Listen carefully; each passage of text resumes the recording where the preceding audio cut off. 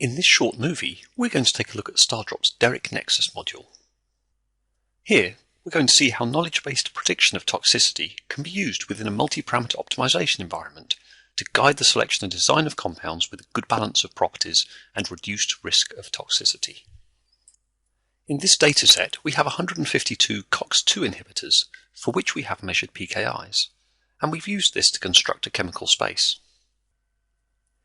Each point represents a single compound, and the greater the structural similarity between any two compounds, the closer those 2 points will be within the chemical space.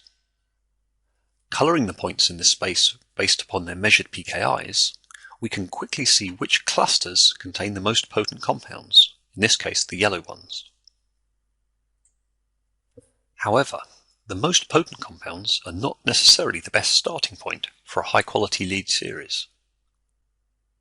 Ideally, we would like to identify a potent series that is also likely to have an appropriate balance of ADME and physicochemical properties. StarDrop's probabilistic scoring approach to multi-parameter optimization makes it easy to identify which chemistries have the best balance of properties. Here we have defined a scoring profile in which we have indicated the desired value for each property along with its relative importance. Using this, we can very quickly generate a score for each compound. Sorting the dataset by the compound scores allows us to quickly see which compounds have the best overall balance of properties. We can now colour the points in the chemical space based upon the overall score. From this, we can see that the most potent cluster is now quite red, indicating that it is unlikely to have acceptable ADME properties. Alternative regions now look more promising.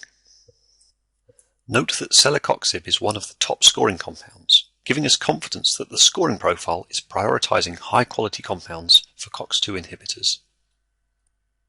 We're now going to consider the potential for toxicity, and for this we will use StarDrop's Derrick Nexus module.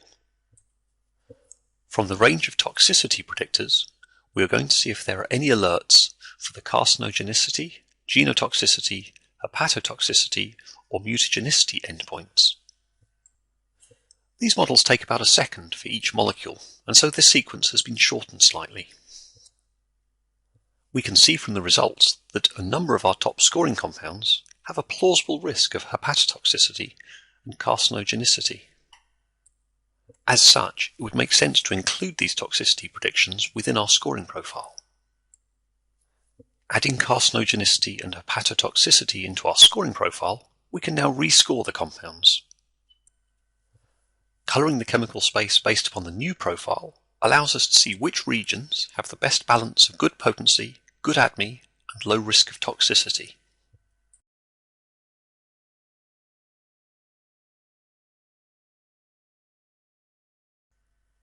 Based on these results, an appropriate strategy would be to focus experimental and synthetic resources on the highest scoring compounds.